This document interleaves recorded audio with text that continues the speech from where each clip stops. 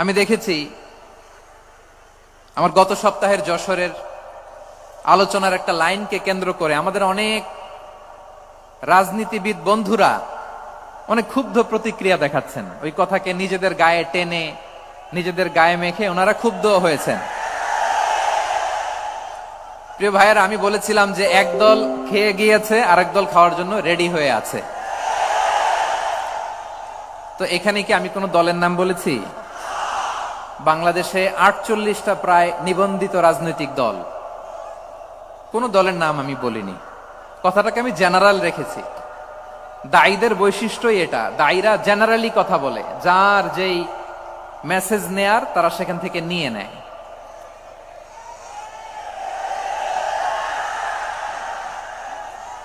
তো কোন দল এটা নিয়ে কোনো কথা বলল না।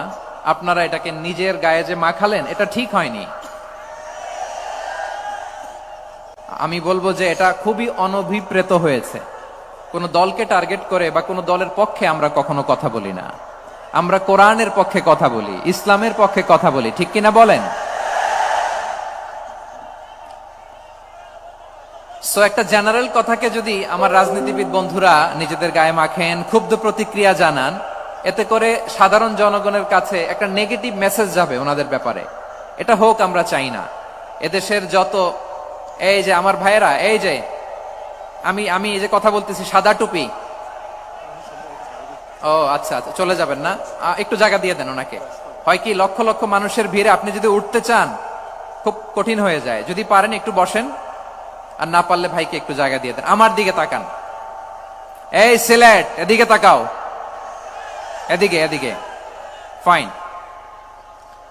তো আমার প্রিয় রাজনীতিবিদ বন্ধুদের আমি বলবো, কথাটা ছিল ভেরি জেনারেল, এটা নিজেদের গায়ে মাখানোর কোনো দরকার নাই। আমরা এই যে এক্সিস্টিং যে রাজনৈতিক চর্চা, এটা থেকে আমরা বেরিয়ে আসতে চাই। আমরা চাই না এদেশে চাঁদাবাজি, দখলবাজি থাক, ঠিক কিনা বলেন? এদেশে কোনো দুর্নীতি থাক, টেন্ডারবাজি থাক, এগুলো আমরা চাই। আই হেট পলিটিক্স একটা জেনারেশন আছে, এই বেশিরভাগ জেনজি অফ সিলেট, এরা আই হেট পলিটিক্স জেনারেশন। এরা পলিটিক্সকে পছন্দ করে না। তো কেন করে না, এর দায়ভার আমাদের আছে না নাই? আছে। এবং আমরা দেখেছি ক্ষমতার পালাবদল যখন হয়, এক সরকার যায় আরেক সরকার আসে, তখন দুর্নীতির ফিরিস্তি আমরা জানতে পারি, এর আগে জানতে পারি না। প্রতিটা দলের ভেতরেই আমরা এই বাজে চর্চাটা দেখেছি। সো এখন আমাদেরকে শুধরে নেয়ার সময় এসেছে। এটা এই সুন্দর সময়, নতুন প্রভাতের বাংলাদেশ, নতুন ভোরের বাংলাদেশ, এই সময় আমরা কাদা ছোড়াছড়ি যেন না করি। আমাদের শপথ নেয়ার সময় এসেছে। প্রতিটি দল, নিবন্ধিত 48টি, সবগুলো দলের এখন শপথ নেওয়া উচিত যে আমরা কোনোদিন আর চাঁদাবাজি করব না, টেন্ডারবাজি করব না, দখলবাজি করব না। আমরা সবসময় দেশের পক্ষে থাকব, সবসময় দেশের পক্ষে থাকব। সেই কথাগুলো ছিল ভেরি জেনারেল। যে কথাগুলো আমরা জেনারেলি বলি, এগুলো জেনারেলি আপনারা নিবেন। আমার রাজনীতিবিদ বন্ধুদের কাছে এটাই আমার কামনা। আর এই জাতীয় বার্তা যখন আমরা দেই, তখন যদি আপনি বলেন যে পারলে রাজনীতিতে আসেন, পারলে দল করে দেখান, এটা হইল? আমি কি এরকম কোনো কথা বলেছি? না। আমি একজন মুফাসসিরে কোরআন, আমি একজন আলেম, এর বাইরেও আমার সবচেয়ে বড় পরিচয়, আম আ সিটিজেন অফ বাংলাদেশ। আমি বাংলাদেশের একজন সাধারণ নাগরিক। আমার দেশের যে কোনো সমস্যা, যে কোনো ইনকনসিস্টেন্সি, অসঙ্গতি নিয়ে মত প্রকাশের স্বাধীনতা আমার আছে না নাই? আপনারাই তো বাক স্বাধীনতার কথা বলেন, ফ্রিডম অফ স্পিচের কথা বলেন, বাক স্বাধীনতার কথা বলেন। আপনারাই যদি আবার কোন মন্তব্যের কারণে বলেন যে রাজনীতির মাঠে আসেন, দল করেন, দেখি কতটুকু পারেন, এটা ঠিক হবে না। তাই প্রিয় ভাইয়ের, আসুন আমরা দল মত নির্বিশেষে কাঁধে কাঁধ মিলিয়ে সোনার বাংলাদেশ গড়ি, দুর্নীতিমুক্ত বাংলাদেশ গড়ি, যে বাংলাদেশের জন্য রক্ত দিয়েছে আবু সাইদ, যে নতুন ভোরের বাংলাদেশের জন্য রক্ত দিয়েছে মুগ্ধরা, যে নতুন বাংলাদেশের জন্য রক্ত ঝরিয়েছে 24-এর যে গণ অভ্যুত্থানের প্রত্যেকটি শহীদের। আওয়াজ করে বলেন ঠিক কিনা? আল্লাহ তাআলা আমার দেশকে তুমি নিরাপদ করো, শান্তিময় করো।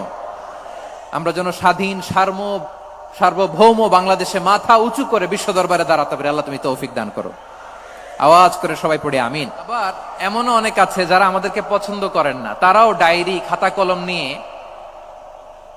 মোবাইল নিয়ে, ল্যাপটপ খুলে আমাদের আলোচনা শোনেন। আমি তাদেরকেও ভালোবাসি, কারণ আমার স্লোগান হচ্ছে হেরে যাবে ওদের হিংসা, ষড়যন্ত্র, জিতে যাবে আমাদের ভালোবাসা। যারা আমাদের বিরোধিতা করে, আমাদের ব্যাপারে ঘৃণা ছড়ায়, তাদের জন্য আমাদের বুক ভরা দরদ আর ভালোবাসা আছে না নাই? কারণ ভালোবাসা দিয়ে যা জয় করা যায়, কঠোরতা দিয়ে তা পারা যায় না। তো যারা বিরোধিতার জন্য আমাদের আলোচনা শোনেন তাদেরকে ওয়েলকাম। যারা আমাদের আলোচনা আউট অফ কনটেক্সট নিয়ে এক জায়গার মাথা আর এক জায়গার লেজ জুড়ে দেন, তাদেরকে ওয়েলকাম। গত সপ্তাহে আপনারা জানেন খুলনা বিভাগের প্রোগ্রাম আমি দিয়েছিলাম যশোরে, আদ্দিন ফাউন্ডেশনের উদ্যোগে। তো যশোরের প্রোগ্রামের এক ভিডিওর পেছনে আমাদের কিছু দিনী ভাইরা 6 বছর আগের এক অডিও ব্যাকগ্রাউন্ডে জুড়ে দিয়ে বিভ্রান্তি ছড়ানোর জন্য সোশ্যাল মিডিয়াতে ছড়িয়ে দিয়েছে। তো তাদের প্রতিও আমাদের কোনো রাগ নাই, ক্ষোভ নাই। তারা হয়তো দিনই তাকাদা থেকেই করেছে, কিন্তু তারা হয়তো বুঝতে পারে নাই এই যে রিসেন্ট আলোচনার ভিডিওর পেছনে 6 বছর আগের অডিও জুড়ে দেওয়া, এটাকে বাংলায় বলে প্রতারণা। কি বলে? প্রতারণা, ধোঁকাবাজি। এখনকার আলোচনার ভিডিও আর ব্যাকগ্রাউন্ডে এডিট করে লাগিয়েছে 6 বছর আগের অডিও।